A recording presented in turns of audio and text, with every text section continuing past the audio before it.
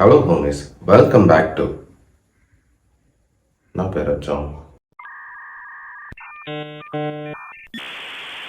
Hello homies, welcome back to fit chemistry. So இன்ட்ரோக்கு அப்புறம் இதுதான் ஃபஸ்ட்டு வீடியோ. இந்த வீடியோவில் என்ன பார்க்க போகிறோம்னா, Now we are going to start C++ introduction. In this concept, we are going to discuss about what is C++. myths that are still revolving around the fitness industry. Part 1. ஏன் part 1 சொல்கிறேன்னா, அவ்வளோ உருட்டுகள் இருக்குது fitness இண்டஸ்ட்ரிக்குள்ளே. So எல்லாத்தையும் ஒரே பார்ட்டில் சொல்ல முடியாது இல்லையா? அதனால் இதெல்லாம் மித்ஸ்ன்னு பாதி பேருக்கு தெரிஞ்சிருக்கும். ஆனாலும் ரொம்ப நாளாக ஜிம் போயிட்டு இருக்கவங்களே இது இன்னும் உண்மை அப்படின்னு சொல்லிட்டு நம்பிட்டு அவங்க டைமையும் வேஸ்ட் பண்ணிட்டு இருக்காங்க. ஸோ அவங்களுக்காக தான் இந்த video. So let's not further do, let's jump straight into it. myth number 1 என்னன்னு பார்த்தோம்னா, cardio is the best way to lose fat. Hey, after the gym, you want to go hit some cardio at home?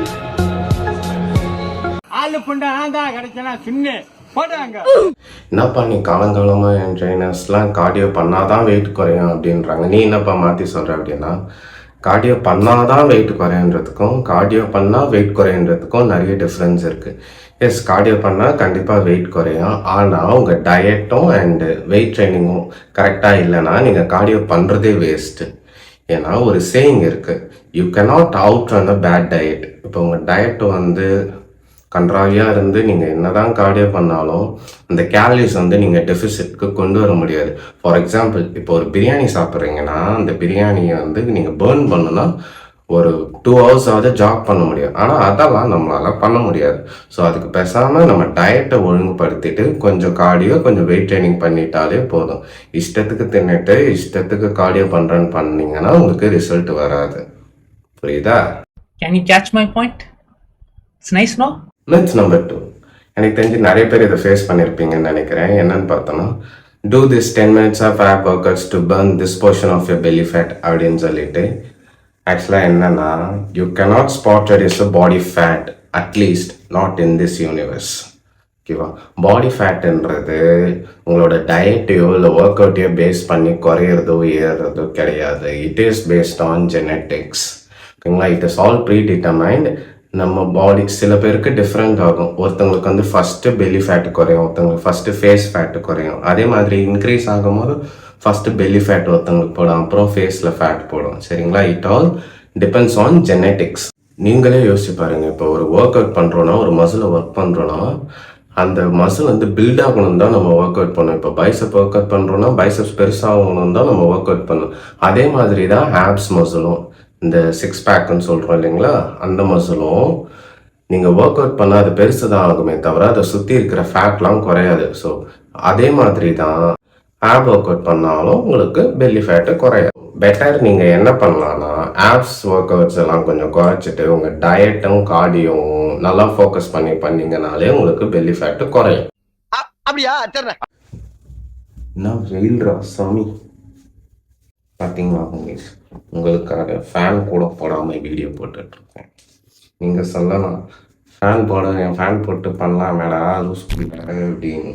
Fan போட்டால் சத்தம் வருது, பேசுகிறதே உங்களுக்கு சரியாக கேட்காது. சரி, ஏசி போட்டு பண்ணலாமே நீங்கள் சொல்லுவீங்க. ஆனால் மணி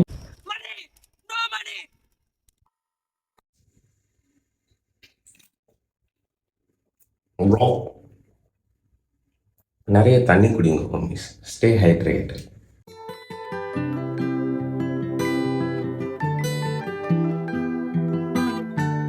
moving on to myth number 3. Rice is the biggest enemy.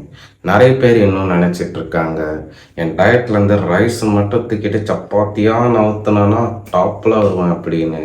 Which is complete bullshit.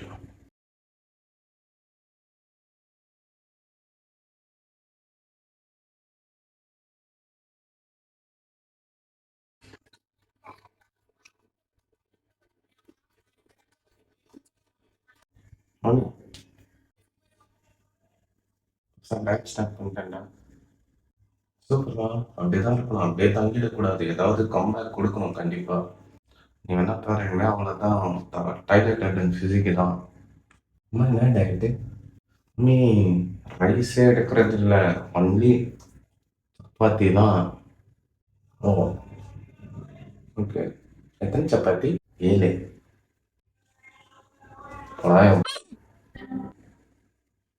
So நீங்கள் போடுற வெயிட்டு ரைஸ்னாலேயோ இல்லை சப்பாத்தினாலேயோ இல்லை அதுலேருந்து வர கேலரிஸ்னால தான்றதை நீங்கள் புரிஞ்சுக்கணும்.